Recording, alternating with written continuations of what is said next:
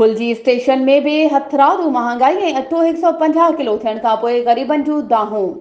इन हवाले सां वधीक ॾिसूं था फुलजी मां सीएन न्यूज़ जे रिपोर्टर दीदार अली दस्ती जी हीअ रिपोर्ट। जी नाज़रीन, जीअं त हिन वक़्तु असां फुलजी भरपासे में मौजूदु आहियूं जिते हथरादू महांगाई ऐं अटे ख़िलाफ़ ग़रीब माण्हू दाहियूं पिया कनि। अचो त उन्हनि खां पुछूं हू छा पिया चवनि। त साईं अटो तमामु घणो महांगो थी वियो आहे। हींअर 150 रुपया किलो पियो थो हले ऐं ग़रीब माण्हू जे मक़सद ते जीअण जो जंजाल तमामु। ही गवर्नमेंट जेको आहे न सो गर्क कंदी। जेको अटो असांखे 35 रुपया किलो मिलंदो उहो 150 रुपया किलो थी वियो। मज़दूर माण्हू 500 रुपया कमाए थो ऐं 250 रुपया थी वियो आहे बसर। ॿुधा त मज़दूर माण्हू न बसर खाइण जहिड़ो थियो आहे न अटे खाइण जो। हो एतिरो मजबूर आहे जो हाणे चए थो त मां ख़ुदकुशी कयां।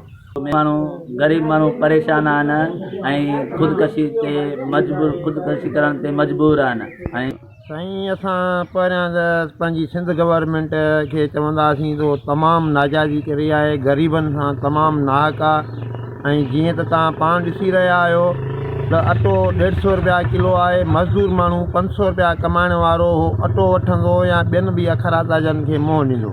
बाबा हिन बारे में असां मज़दूर माण्हू मरी विया आहियूं। अॼुकल्ह ॾिसो था त अटो 120 किथे 130 किथे 150 बि ॾियनि था।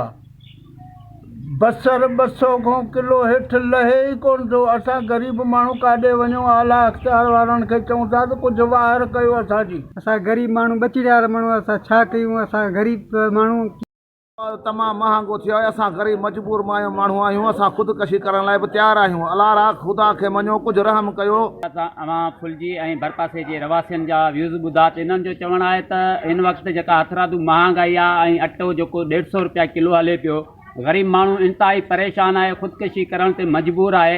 हिते माण्हुनि इहो बि चयो त जेकॾहिं तव्हां अटो सस्तो नथा करे सघो त असांखे गोली हणी मारे छॾियो। दीदार अली दस्ती CN+ फुलजी स्टेशन।